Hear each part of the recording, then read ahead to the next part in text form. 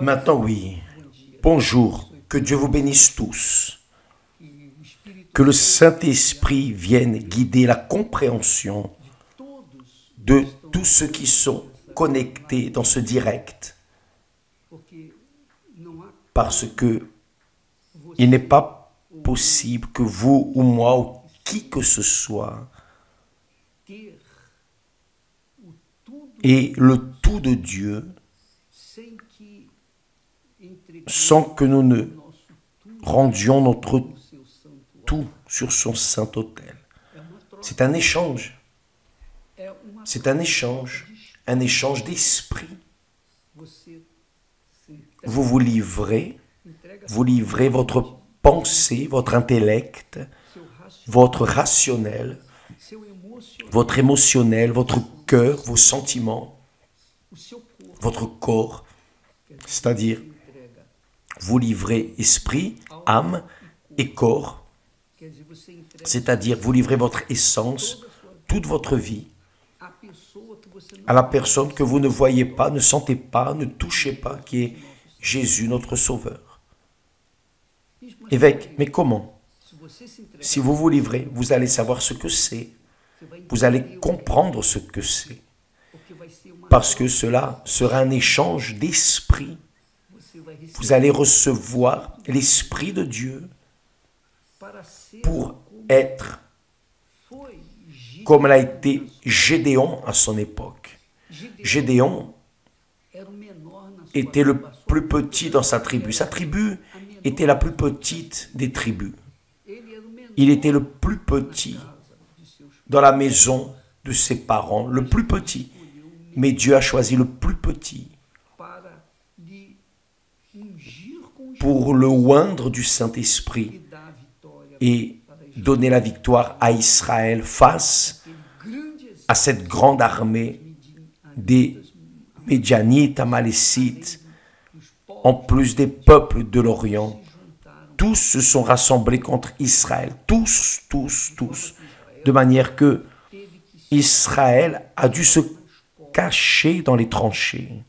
Dans les tranchées. Ils ont fait des tranchées et se sont cachés dans les tranchées pour ne pas être détruits par les armées ennemies. Mais Dieu a appelé un homme et de cet homme, il a apporté la délivrance à toute la nation.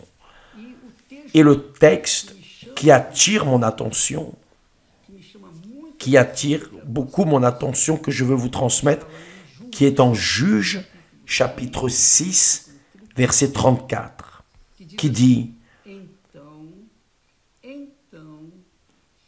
« Gédéon fut revêtu de l'Esprit de l'Éternel. Il sonna de la trompette. Et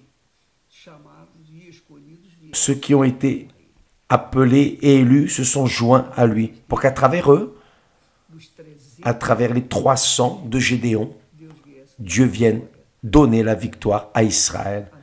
Mes amis, peu importe quelle est votre situation économique, votre situation culturelle, peut-être que vous n'avez pas eu l'opportunité d'étudier, de vous former, d'être bien préparé pour affronter ce monde. Cela m'est arrivé. Cela m'est arrivé.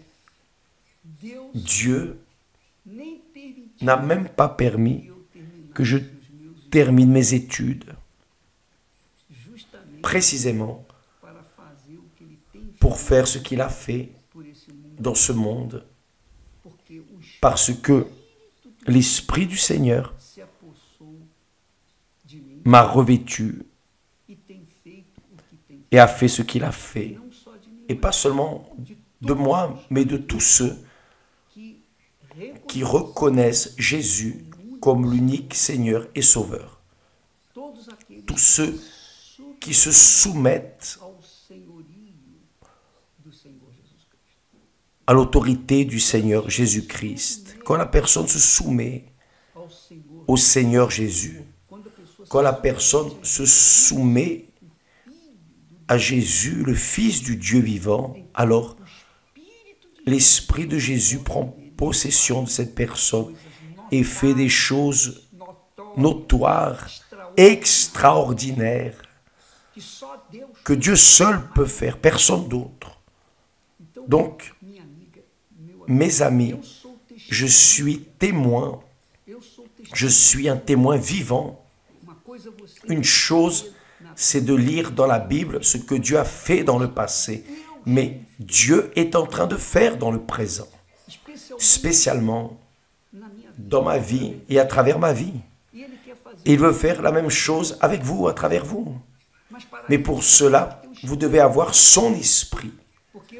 Parce que, avant que Gédéon ne vainque les peuples de Madian, Amalek et tous les peuples de l'Orient, des centaines de milliers de soldats, avec simplement 300 personnes, d'abord, l'Esprit du Seigneur l'a revêtu. Le Saint-Esprit veut vous revêtir, qui n'a pas étudié, qui n'a pas eu de conditions pour étudier, qui n'a pas eu de conditions pour se former, qui n'a pas eu de conditions pour vivre, qui n'a pas de conditions pour survivre. Vous n'avez pas de conditions, vous êtes fragile, faible, débilité. La vie est amère pour vous. La vie est cruelle envers vous.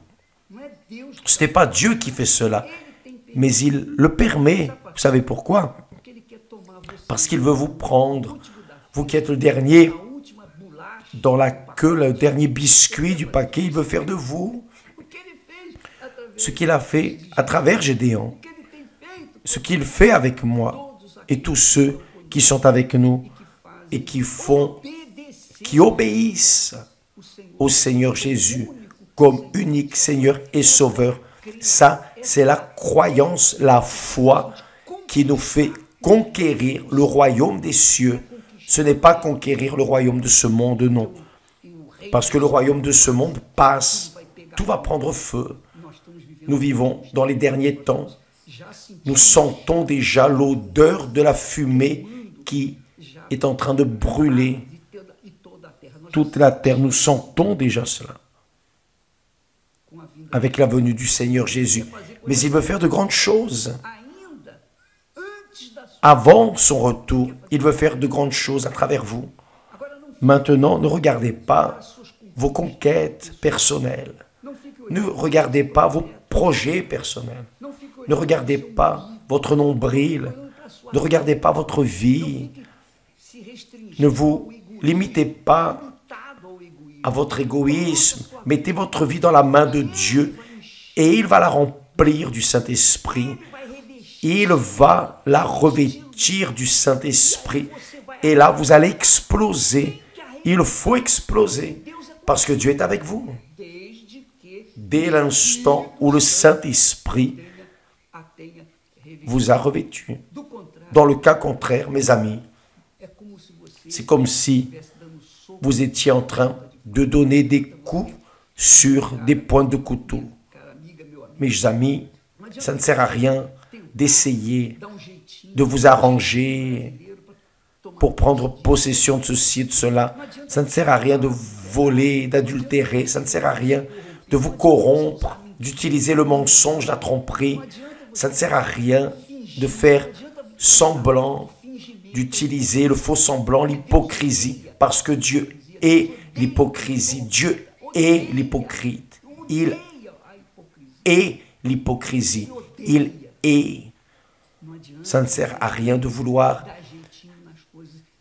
essayer de vous arranger, de faire les choses à votre manière. Non, ce n'est qu'avec le Saint-Esprit, le revêtement du Saint-Esprit, que vous pourrez, non, pouvoir, non, vous allez certainement, vous allez aussi vrai que Dieu existe, vous allez, si le Saint-Esprit descend sur vous. C'est ce que l'apôtre Paul a dit.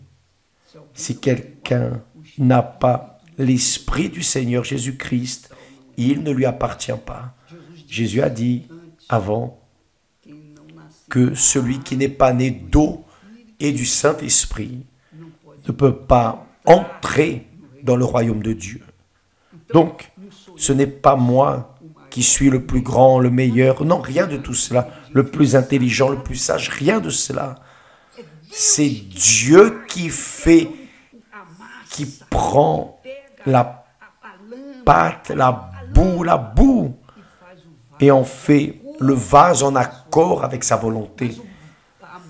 Mais la pâte, l'argile doit être malléable, soumise, assujettie au potier qui est notre Seigneur Jésus-Christ. Le Saint-Esprit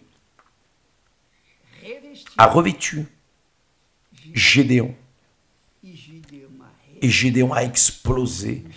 Le Saint-Esprit revêt ceux qui sont humbles, ceux qui sont simples, comme une colombe, qui sont comme des enfants, innocents, purs. Il utilise ces vases. Il fait des vases pour l'honneur et la gloire sienne. Nous sommes juste de l'argile, grâce à Dieu. Donc, lorsque vous irez à l'église aujourd'hui, si vous êtes déjà allé et n'avez pas encore reçu le Saint-Esprit, retournez ce soir, retournez, insistez, cherchez, courez après. Faites tout ce que vous pouvez faire pour recevoir le Saint-Esprit. Aujourd'hui, n'attendez pas demain, n'attendez pas non plus que commence le jeûne de Daniel, dimanche prochain. Commencez maintenant, déjà. Commencez à investir dans votre argile pour que le Saint-Esprit vienne vous revêtir et qu'alors vous soyez un vase pour l'honneur, pour la sanctification du nom du Seigneur Jésus-Christ. D'accord? Demain, nous en parlerons plus. Que Dieu vous bénisse au nom glorieux du Seigneur Jésus-Christ. Amen. Et grâce à Dieu.